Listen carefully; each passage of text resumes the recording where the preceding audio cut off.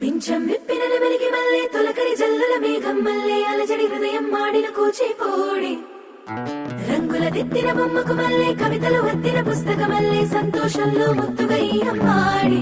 ఆరారు ఋతువుల అందం ఒకటిగా కలిపి వింతలు ఏడు పక్కకు జరిపే కొత్తగా పుంతలు తొక్కెను ఈ అరవిందం అమ్మమ్మో తాండవమాడే కృష్ణుడి నుండి వేణువ గానం తీయగ పండి రాధకు ప్రాణం ముప్పొంగే ఆనందం